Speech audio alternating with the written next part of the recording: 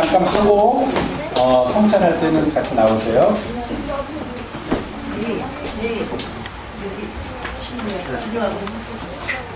출애굽기에 기록된 이스라엘 민족의 신앙은 어디서부터 출발했느냐를 살펴보니까 그들의 역사로부터, 즉 그들이 경험한 역사적 사실로부터 시작되었다 하는 것을 알 수가 있습니다.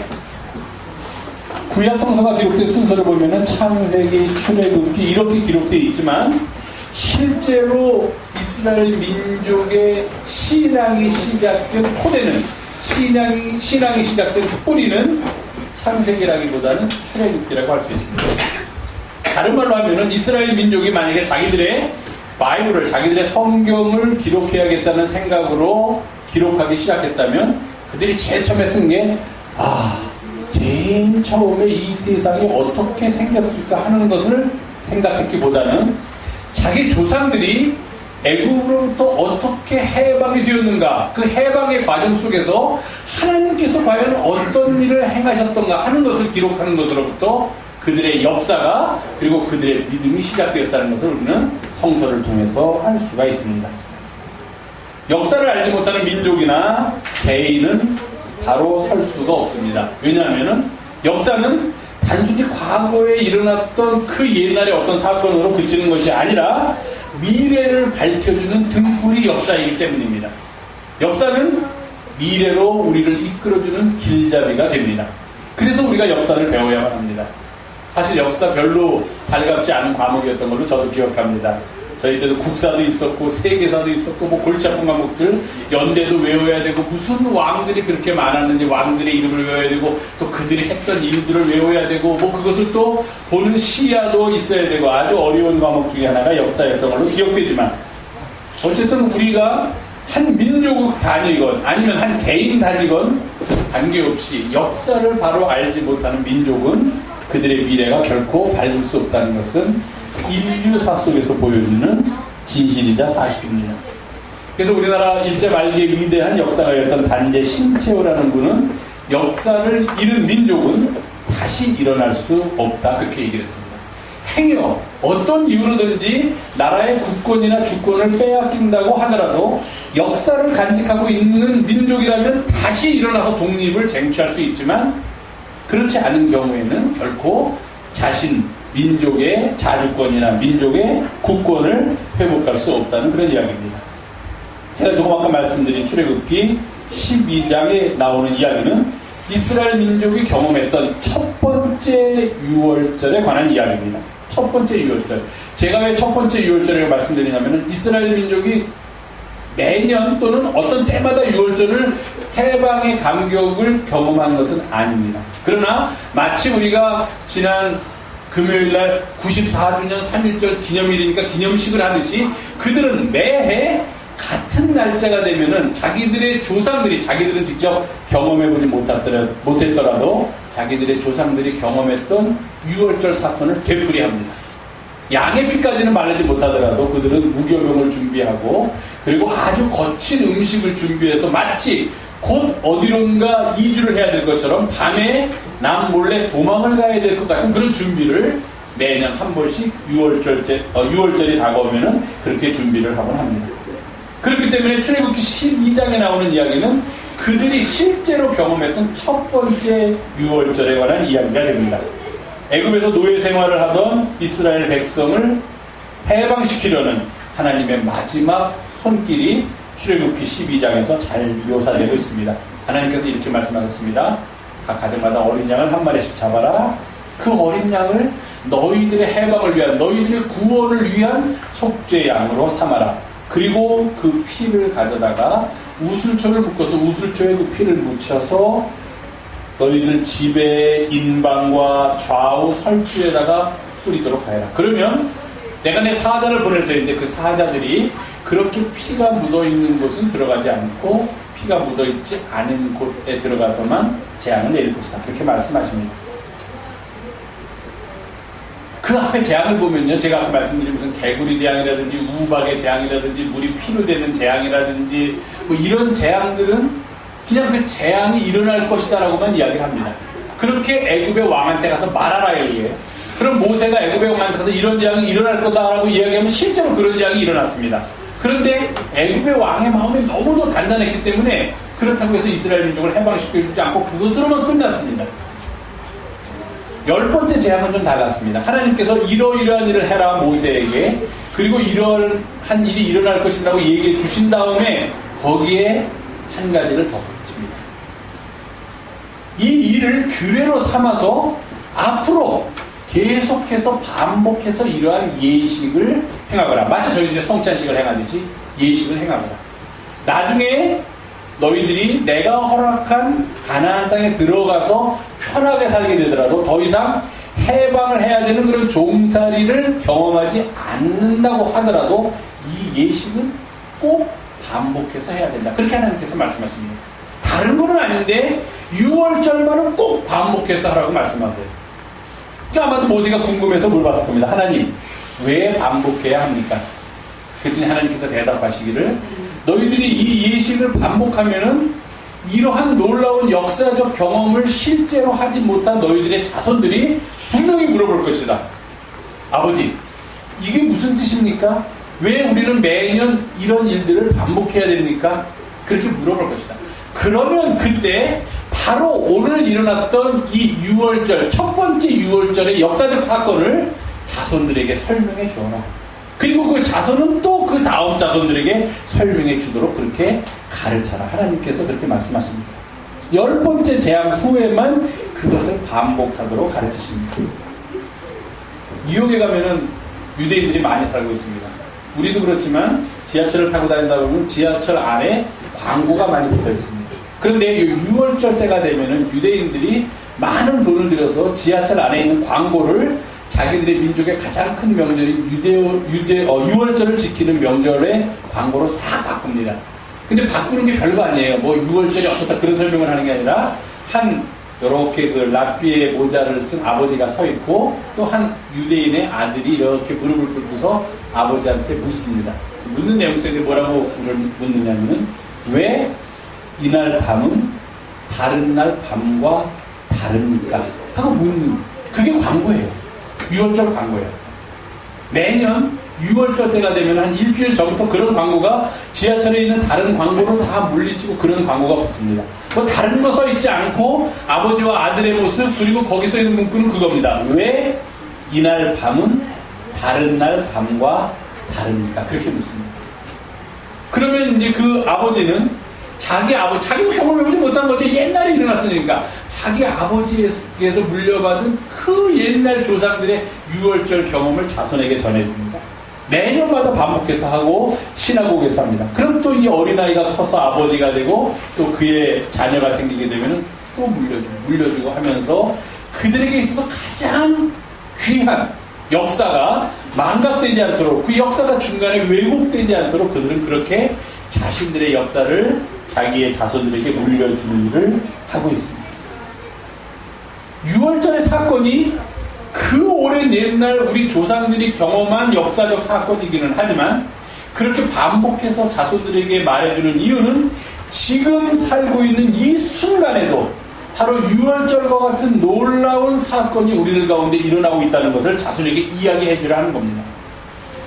다른 말로 하면은 하나님께서 지금 이 순간에도 그때와 같이 그렇게 아주 엄청난 방법은 아니더라도 하나님의 방법으로 우리 모두를 구원해 주시기 위해서 우리를 사랑하시고 계시다는 것을 계속해서 자녀들에게 일깨워 주라는 것이 바로 6월절을 가르치라는 그 교육의 가장 큰 목표이자 핵심이 된다는 것입니다.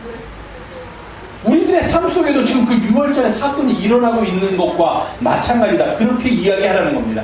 그것은 과거의 한순간 아주 우리가 기억할 수도 없는 옛 조상에게만 일어난 사건이 아니라 오늘을 살고 있는 우리들의 삶 속에서도 끊임없이 일어나는 사건이라고 그들에게 6월절을 설명해 주라는 것입니다.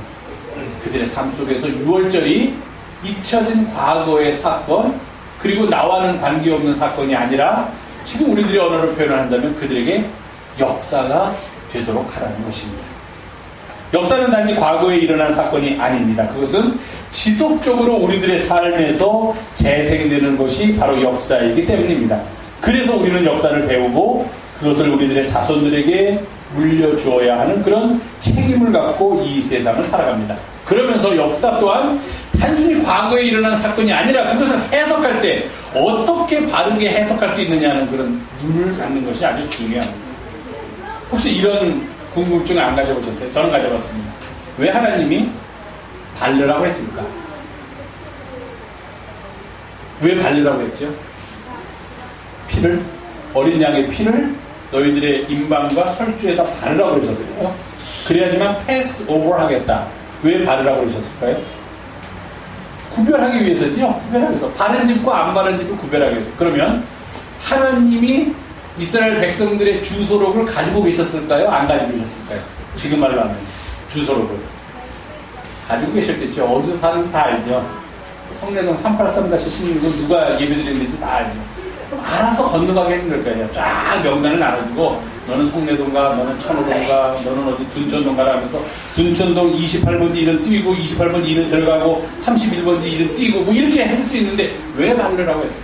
그런 것들을 설명해 주는 거예요. 왜 바르라고 했냐면은 이스라엘 사람 중에서도 웃기고 있네. 무슨 그런 일이 말도 안 되는 일이 일어나고서 안 바른 사람은 죽었어요. 장자가.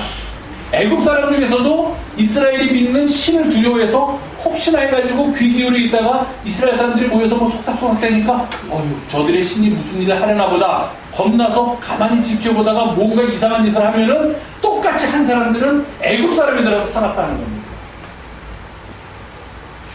줄 서가지고 찾는 게 아니에요.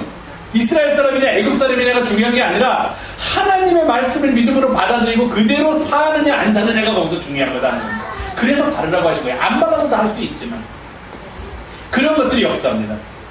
아마 유대인 어린아이 중에 몇몇 사람은 이런 질문을 아버지한테 했을 거예요. 꼭 굳이 하나님이 그렇게 하셔야만 했습니까? 라는 질문.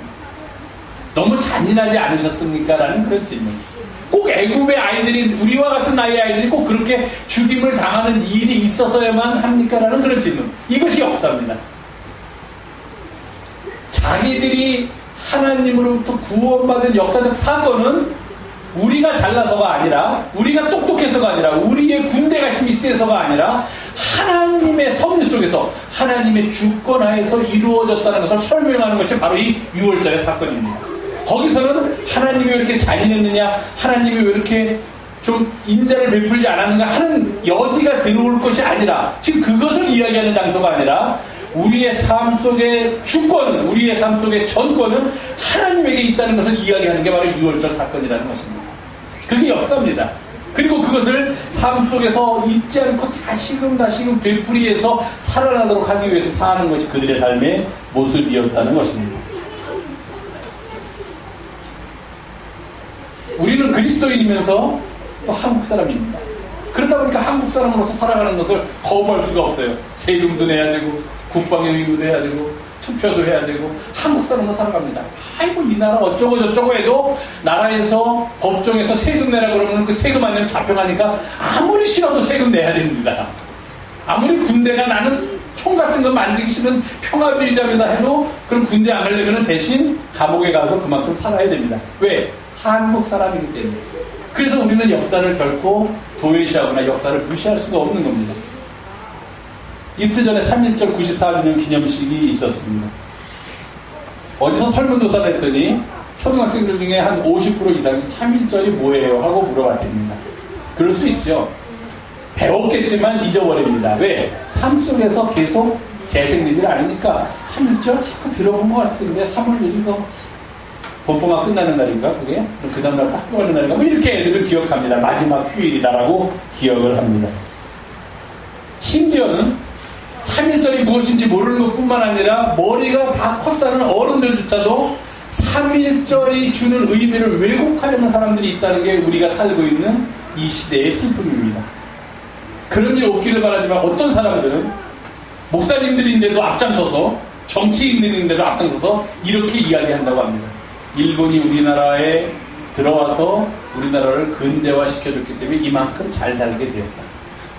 정신대 같은 문제도 그거는 그들이 돈을 벌기 위해서 자발적으로 간 거지 절대로 강제나 그런 것은 아니었다. 그리고 그들은 가서 무슨 일을 하는지 이미 알고 있었는데도 불구하고 돈을 벌겠다는 욕심 때문에 따라간 거다. 그렇게 이야기를 한답니다. 그게 바로 몇 년 전에 있었던 대한교과서라는 게 수록될 만한 내용이었습니다. 아마 지금 그렇게 수록된 교과서가 범인정을 받아서 배포되고 있는지 모르지만 그런 것들을 역사에 실으려고 했던 강제징병이나 강제징용 같은 경우는 없었다. 다 자발적으로 대일본 제국을 위해서 동아시아 공영을 위해서 한국 사람들이 나선 거다. 그렇게 주장을 하는 한국의 역사가들, 목사님들 그런 사람들이 있다는 게 참 우리가 살고 있는 시대의 아픔이라고 저는 생각을 합니다. 그건 아닌 것 같은데 하는 생각이 듭니다. 김구 같은 사람 우리가 어릴 때는 독립운동가로 배웠는데 지금은 반미 감정을 가지고 테러 조직을 조직해서 테러를 일삼은 테러리스트였다고 주장하는 사람들이 텔레비전에 나와서 인터넷에 글을 올리고 그리고 아무것도 모르는 젊은이들은 아 그렇구나라고 받아들인다고 합니다. 일본의 입장에서 보면은 테러리스트지요. 안중근, 윤봉길 이런 사람들이 다 뭡니까? 테러리스트입니다. 일본의 입장에서 보면 자기들의 고위 관리를 자기들의 지도자를 죽이려고 한 사람이니 우리의 지도자를 누군가 와서 죽이려고 했다면 그 사람이 아무리 선한 목적을 갖고 나름대로 이유가 있다고 하더라도 우리의 눈에서 볼 때는 그들은 테러리스트에 불과합니다. 그러나 그들의 눈은 또 다를 수가 있다는 것을 우리가 인정해야만 합니다. 그런데 왜 한국 사람이 자꾸 일본 사람의 눈, 그것도 대부분의 일본 사람이 아니라 몇몇 극우적인 성격을 가진 일본 사람의 눈으로 한국 사람이 한국의 역사를 보려고 하는지 참 가슴 아픈 일이 아닐 수가 없습니다. 이럴 때 교회라고 바로 서야 되는데 교회가 역사를 이끌어가야 되는데 교회가 하나님 앞에서 우리가 내가 하나님의 백성으로서 그리고 이 민족의 한 일원으로서 하나님 어떻게 살아야 됩니까? 어떻게 이 민족과 더불어서 이 역사를 헤쳐나가야 됩니까? 라고 그렇게 고민하고 고백해야 되는 우리의 교회는 어떻습니까? 역사의 뒤편에 물러나 있고 많은 사람들의 손가락질을 받고 비난의 거리가 되고 있는 게 현재 교회의 실정입니다. 최근 들어서 큰 교회에서 너무도 가슴 아픈 소식들이 막 들려오니까 참 제가 목사로서 가슴이 아픕니다. 아주 큰 정말 세계에서 제일 큰 교회에서는 그 교회 목사님이 배임을 했다는 이유로 지금 검찰에서 조사를 받고 잘못하면 유죄가 인정될 판에 있습니다. 자기 아들이 사업을 하다가 사업이 어렵게 돼가지고 주식값이 뚝 떨어지니까 교회에서 그 주식을 사들이라고 했다고 합니다. 그랬더니 그런 일을 하는 사람이 목사님 이거 우리 교회에서 아무 필요도 없는데 이렇게 비싼 값에 사들여야만 합니까? 아이 그래도 좀 어떻게 좀 해봐 해서 교회와는 아무 관계도 없는 주식을 비싼 값으로 사들이게 했다. 그게 배임이죠. 자기가 가진 위치를 이용해서 힘을 행사해서 어떤 자기가 속한 단체에 해를 끼치는 것. 그게 보통 재벌 총수들이 받는 배임이라는 제목입니다. 그런 일을 했다고 일간지 뭐 인터넷 뉴스에 마구마구 나옵니다. 가슴 아프죠.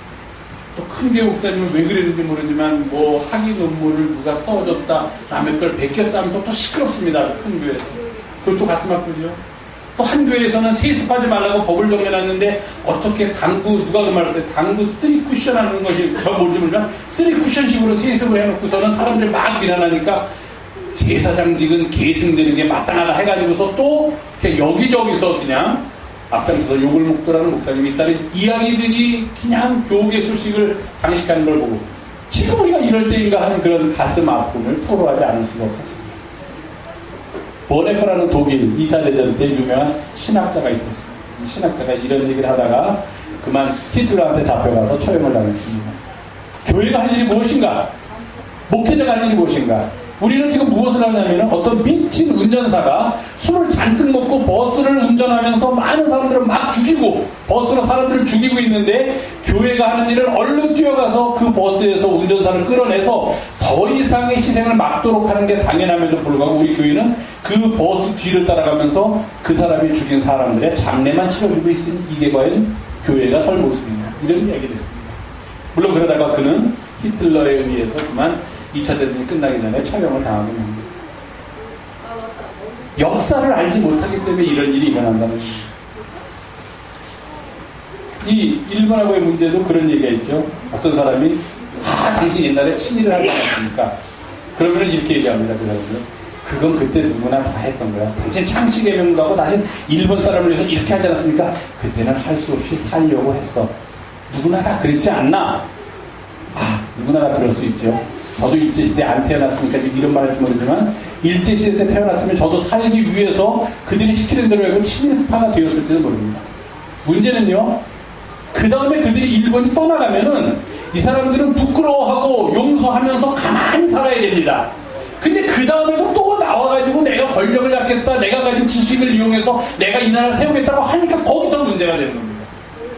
장관 후보자들이 나와가지고서 청문회를 하니까 모두 드러나고, 아이고, 다른 사람도 다 하는 건데, 그 당시는 관용이었는데 얘기하죠. 예, 그 당시는 관용입니다. 저 같은 사람이 그 사람과 똑같은 짓을 하면은 아무도 저를 비난하지 않습니다. 문제는 그 사람이 장관이라는 직을 하려는데 문제가 있다는 겁니다. 관행으로 살고 그냥 좀 나쁜 짓은 아니죠. 조금 그렇게 이상한 짓 하면서도 비난을 안 받고 살려면 그냥 평범하게 살면 됩니다. 왜 이런 일이 우리 역사 속에서 반복되는 걸까를 살펴보니까 우리한테 역사를 읽는 눈이 약해진 것은 아닌가, 역사를 읽는 눈이 좀 부족한 것은 아닌가 하는 생각을 금할 수가 없습니다. 이스라엘 백성은 6월절이 그 오랜 옛날에 일어났던, 몇천 년 전에 일어났던 사건임에도 불구하고 아직도 그들의 삶 속에서 매년 요때만 되면 6월절은 항상 부활절과 같이 옵니다. 아시죠? 왜냐하면 예수님께서 6월절 식사를 하시는 게 최후의 만찬입니다. 그게 6월절입니다. 그러니까 6월절과 부활절은 같이 옵니다. 매년 요때만 되면 그들은 그들의 달력에 의해서 6월절을 지키고 기념하면서 이것을 자손들에게 얘기합니다. 이 일은 하나님께서 우리를 사랑하셔서 우리를 구원하시기 위해서 행해 주신 일. 우리도 똑같이 해야만 합니다. 3일절이 지나고 우리 민족에 어떤 큰 일이 오면은 우리는 그것을 우리의 자녀들에게 설명해 주어야 할 책임이 있습니다. 왜 이런 일을 하는지, 왜 설날을 우리가 이렇게 즐거워하고 많은 시간을 들여서 고향을 찾아가는지, 왜 3일절에는 이런 기념식을 하고 어디 모여서 만세라는 것을 부르는지, 그 의미가 무엇인지를 우리들의 자녀들에게 역사를 설명해주고 역사를 만들어가야 합니다. 그러기 위해서는 먼저 우리 자신이 그 역사 앞에서 부끄러운 삶을 살지 않도록 그렇게 애써야 합니다. 이게 먼저 우리에게 주어진 과제입니다.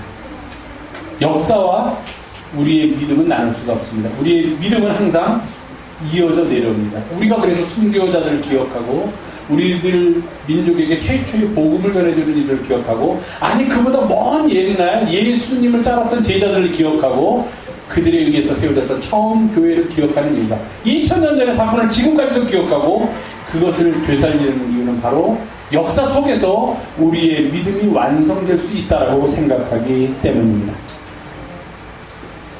성경은 우리에게 역사와 믿음은 나눌 수 없는 것임을 가르치고 있습니다. 역사를 바로 할 때 우리의 믿음도 바로 설 수 있음을 잊지 말아야 할 것입니다.